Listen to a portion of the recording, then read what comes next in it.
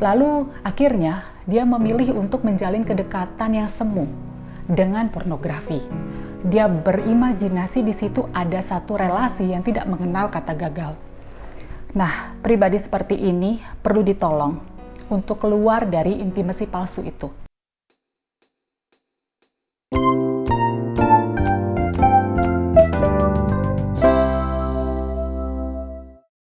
Hai sahabat Gading Konseling, saat ini saya mau membacakan email yang masuk. Bu Helena, saya D, pria 40 tahun dengan 2 anak. Saya memiliki kebiasaan mengakses pornografi. Hal ini sudah berlangsung sejak lama sekali dari sebelum menikah. Saya melakukan ini dengan alasan daripada saya jajan di luar, mendingan saya menyelesaikannya sendiri. Namun kemudian kebiasaan ini tanpa saya sadari semakin menjerat. Puncaknya akhirnya saya tidak dapat menahan diri dan mencoba melakukannya dengan orang lain. Saya kebablasan dan ketak kebasa oleh istri saya.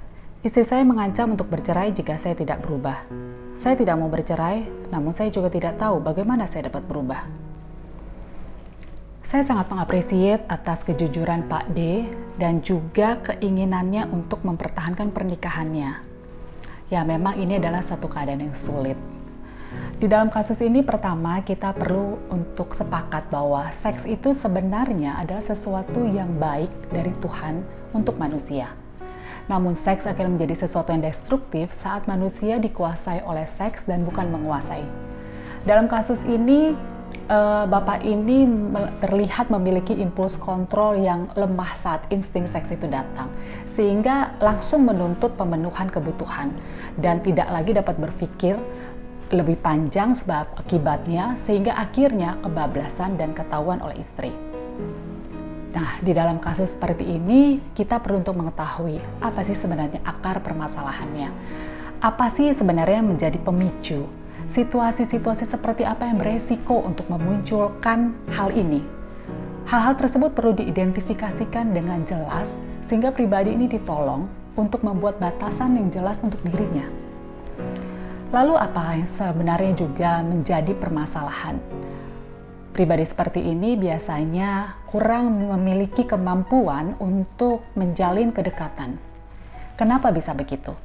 Di dalam masa pertumbuhannya, mungkin dia tidak memiliki keintiman dengan mama, dengan orang tua, atau dengan caregivernya. Bisa juga ada peristiwa-peristiwa yang menimbulkan trauma, peristiwa sexual abuse, verbal abuse. Hal-hal itu memunculkan rasa tidak percaya kepada orang-orang di sekitarnya, kepada relasi yang dia miliki. Nah, ketidakpercayaan ini membuat dia tidak mampu menjalin kedekatannya. Lalu akhirnya dia memilih untuk menjalin kedekatan yang semu dengan pornografi. Dia berimajinasi di situ ada satu relasi yang tidak mengenal kata gagal. Nah, pribadi seperti ini perlu ditolong untuk keluar dari intimasi palsu itu, dari kedekatan palsu. Diajar untuk masuk ke dalam intimasi yang sesungguhnya. Bagaimana caranya? Pribadi ini diajar untuk tahu apa sih sebenarnya perasaannya, emosinya, apa yang diinginkannya, apa sebenarnya kebutuhannya. Diajak untuk menjadi jujur apa adanya, sehingga dia dapat mengemukakan kepada pasangannya apa yang dia inginkan. Dengan adanya keterbukaan, maka dia dapat lebih menjalin kedekatan yang sesungguhnya dan masuk dalam intimasi dengan pasangannya. Dan ini akan sangat menolong. Perubahan memang sesuatu yang nggak terjadi begitu aja. Tapi untuk kasus seperti ini dan mungkin kasus-kasus yang lain, ada jalan untuk berubah. Hanya saja pribadi ini bersedia atau tidak masuk dalam prosesnya.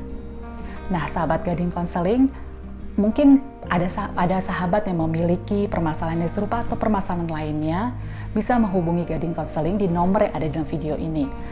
Bikin appointment di situ dan langsung bertemu dengan kami untuk melakukan perubahan di dalam hidup sahabat konseling. Terima kasih. Stay healthy, not only your body, but your mind too. Thank you.